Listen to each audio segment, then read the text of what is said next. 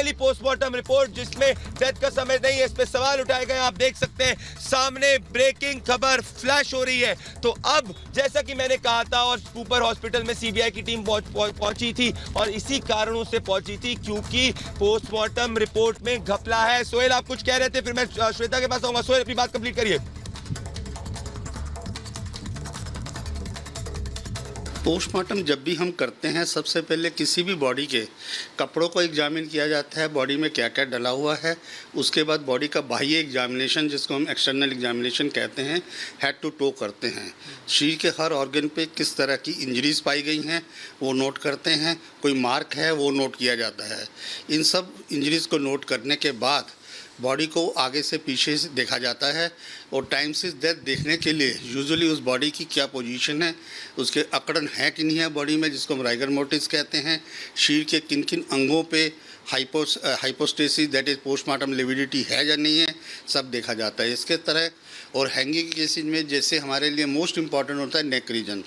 Neck region को examine करने के लिए हमें ब्लडलेस रीजन करनी पड़ती है, ब्लडलेस सर्जरी करते हैं। इसके लिए हमारी कोशिश ये होती है कि सबसे पहले हम चेस्ट, एब्डोमेन और हेड को खोलें और सबसे बाद में उस रीजन को खोलें। स्पॉट ऑफ डेथ हैंगिंग के केसेस में पुलिस या जो भी रिश्तेदार बॉडी को उतारते हैं उसके बाद बॉडी को ऐसी सेम स्थिति में हमारे पास लाते हैं और हमारे डॉक्टर्स दिल्ली में उतारते हैं। ऐसा कि हमारे सेंटर में सिस्टम है। मतलब कि यहाँ पर इस तरह से होता है कि आप बॉडी जब आती है तो उसमें पूरे कपड़े होते हैं, या बॉडी में यूजुअली जो कपड़े उसने डेथ के समय पहने होते हैं हमारे पास यूजुअली जो आती है उसमें सब में होते हैं। ये क्या ज़रूरी क्यों है कि कपड़ों में ही आए?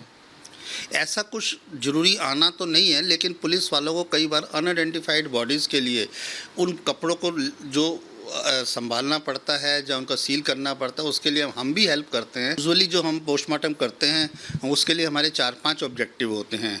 उनमें से एक ऑब्जेक्टिव है कि हमें मृत्यु के समय का बताना, और मृत्यु ज़रूरी होता है वो मोस्टली ये ज़रूरी होता है, जबकि अनआइडेंटिफाइड और स्पॉट डेथ्स होती हैं।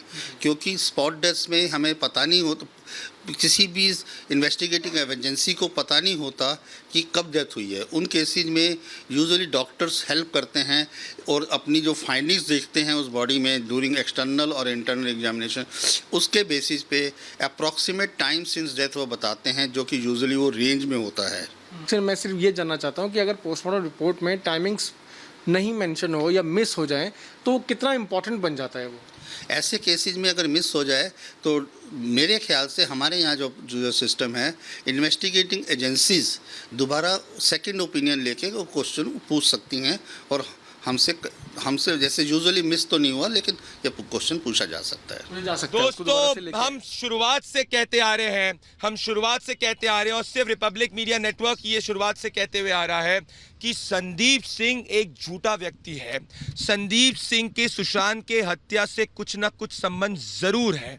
और अगर आपको याद हो कि अर्नब से इंटरव्यू संदीप सिंह का हुआ था, उसके बाद से कैसे संदीप सिंह डर गया था, तब से संदीप सिंह गायब है। ये वही संदीप सिंह है जो मुंबई पुलिस को थम्स अप करता है कूपर हॉस्पिटल में। ये वही संदीप सिंह है जो एम्बुलेंस की लाइट बंद करवा देता है। ये वही संदीप सिंह है जो कहता है कि मैं सुशांत का दोस्त हूं। जब परिवार से पूछा जाता है तो परिवार कहती है कि हम तो संदीप सिंह को जानते ही नहीं है। आज एक और बड़ा एक्सक्लूसिव आया है और एक और संदीप सिंह का पर्दाफाश हुआ है। मैं संदीप सिंह से कहना चाहता हूं, दम है तो अपने फ्लैट से नीचे उतरो, रिपब्लिक मीडिया नेटवर्क की टीम है, और सवालों का जवाब दो। क्या छुपा रहे संदीप सिंह? क्योंकि एम्बुलेंस ड्राइवर से संदीप सिंह ने करीबन 14 जून के बाद में 4 से ज्यादा बार बात की। क्यों करी ये बात? आप ये रिपोर्ट देखिए और संदीप सिंह के कॉल डिटेल से उसका पर्दाफाश होते हुए देखिए।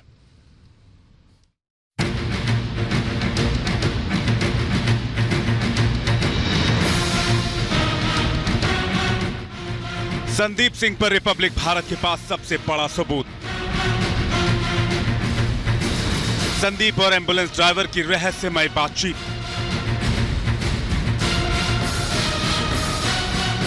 सुशांत की हत्या के बाद एम्बुलेंस ड्राइवर को फोन क्यों?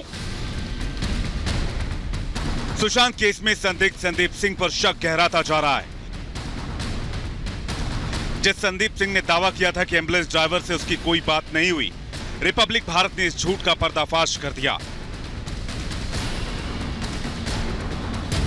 संदीप सिंह की फोन कॉल डिटेल से इस बात का खुलासा हुआ है कि 14 जून से लेकर 16 जून तक संदीप सिंह और एम्बुलेंस ड्राइवर के बीच 4 बार बातचीत हुई। इसमें 3 बार एम्बुलेंस ड्राइवर ने संदीप को फोन किया और 1 बार संदीप ने एम्बुलेंस ड्राइवर अक्षय को फोन किया। 14 जून की शाम 6:40 पर अक्षय ने संदीप से 48 सेकंड फोन पर बात की।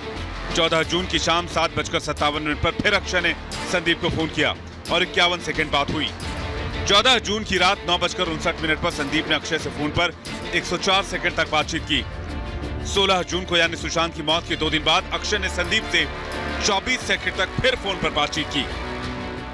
रिपब्लिक भारत बहुत बड़ा ये खुलासा कर रहा है और बहुत बड़ी ब्रेकिंग है कि संदीप सिंह जो मास्टरमाइंड, जिसे कई लोगों ने कहा, सुशांत के परिवार ने भी आरोप लगाए, वो संदीप सिंह यहीं रहता है। दरअसल ये जो आप बिल्डिंग देख रहे हैं सोरेंटो, ये संदीप सिंह की बिल्डिंग है। इसी इमारत में 14वीं फ्लोर पर संदीप सिंह रहता है। आप ये बताइए, संदीप सिंह घर पर है? संदीप सिंह घर पर है? आप हाथ मत लगाइए। हाथ कैसे? नहीं तो बाहर आप कैमरा पर हाथ कैसे लगा सकते? वहाँ जाइए। मैं पूछ रहा हूँ, संदीप घर पर है? बाहर निकलिए, पहले बाहर नहीं, आप बताइए संदीप आप बाहर आप हाथ लगा रहे हैं मुझे। संदीप सिंह यहीं रहते हैं? रहते हैं लेकिन है नहीं इधर। कहाँ गए? अब मालूम नहीं हम लोग को। कब आए थे आखिरी बार? अब हम लोग देखा नहीं सर। आखिरी बार कब देखा? हम लोग देखा नहीं अरे सर। आज देखा, कल देखा, 2 महीने 2 साल पहले कभी देखा? चले जाते हैं सर हम लोग। तो आखिरी बार कब देखा? कब कौन आता है हम लोग को नहीं मालूम सर जी। आप यहाँ कब से काम कर रहे हैं? हमको अभी 2 महीना हो रहा है इधर। तो ये तो बताइए 14 तारीख को संदीप थे यहाँ? जी मालूम नहीं सर जी, हम लोग को 16 मालूम नहीं कब कौन आता है कब जाता है। हम लोग अच्छा, कौन से फ्लोर पर रहते हैं? 14 माले पे रहते हैं। 14 माले पे रहते हैं। तो आप अपना रजिस्टर में आपको पता होगा गाड़ी का एग्जिट और एंट्रेंस कब हुआ। तो आप बताइए संदीप घर मालूम है सर जी, नहीं मालूम है हम लोग। संदीप घर पर है? नहीं है सर जी। घर पे नहीं है? नहीं है। कहाँ गए कुछ पता है? नहीं है मालूम सर जी, हम लोग को मालूम नहीं रहता। यहाँ पर 50 जन है मेंबर, हम लोग को मालूम कैसे रहेगा। हैरानी की बात